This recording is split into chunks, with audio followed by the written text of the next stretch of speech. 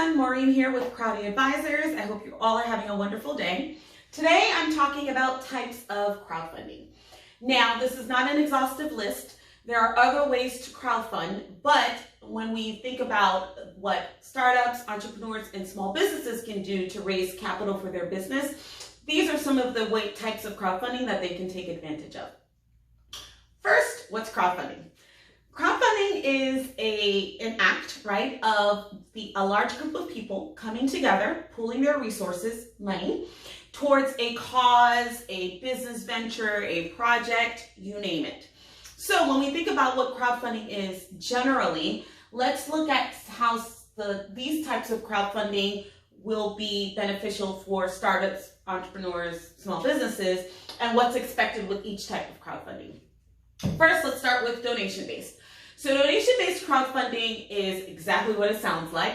It is the act of a large group of people putting their resources together towards a cause. Generally speaking, the cause is a charitable one.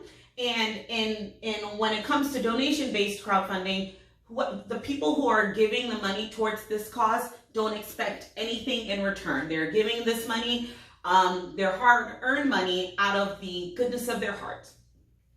So, and generally, I know that donation-based crowdfunding sounds like it's only for people who are in need and it's a charitable cause, but there are many instances where startups and entrepreneurs have been able to raise money via donation-based crowdfunding so that they can start their business and get going. Now, when you think of a platform where a campaign for donations can be made, think of Gofundme.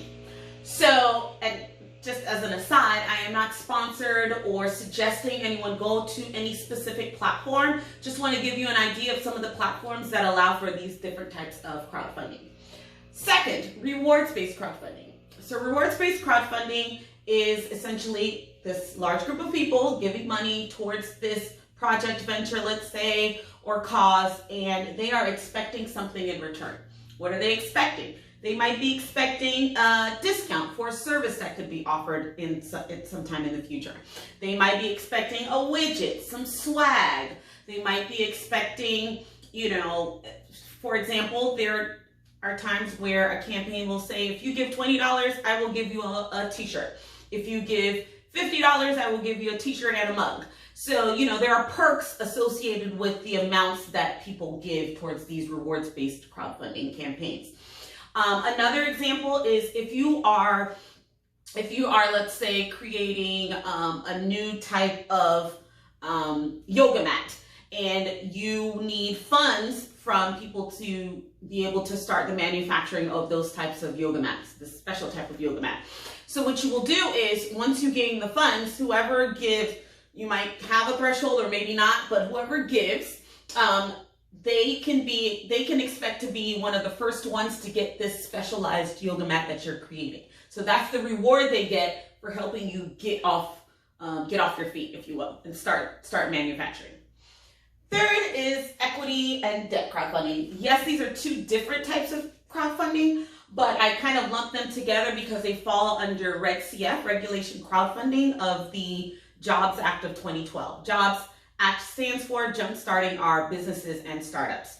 And this is the area that I mainly focus on, and we could talk about Jobs Act, at the time. There's actually a video about the Jobs Act on the Crowdfunding Advisors YouTube page.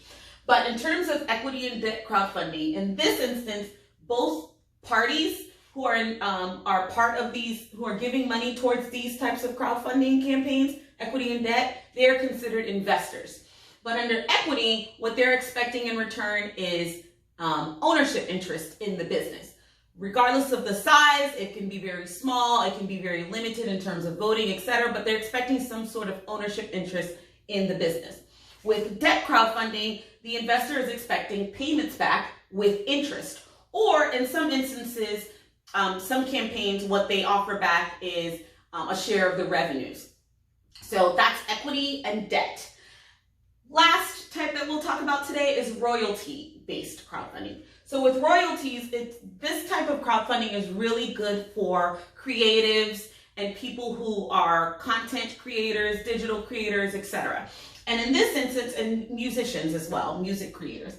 So in this instance, when a person is creating a film, a music video, an album, etc., they could go to their crowd, this large group of people, right, that would give limited amount, generally small amount of money towards this cause. In this instance, let's say it is to create an album. They have these people come in, give money towards the album, and what the creator will do is they have a few different options, right?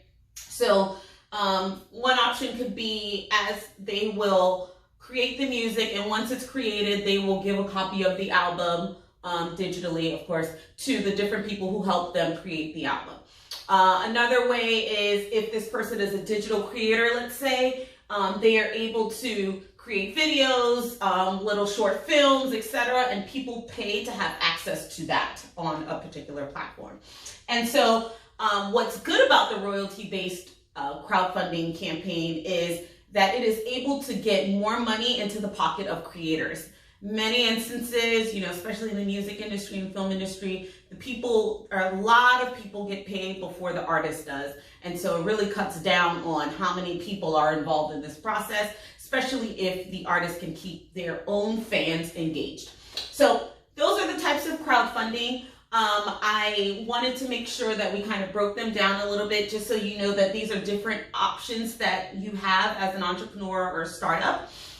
You don't have to do one at a time. You can mix, if you will, and have a hybrid model. So maybe you'll have a rewards-based crowdfunding campaign, but you also have an equity crowdfunding campaign. These campaigns would be on different websites anywhere, different platforms.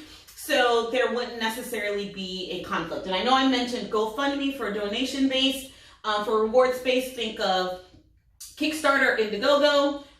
For equity and debt crowdfunding platforms, think of WeFunders, Start Engine, Republic.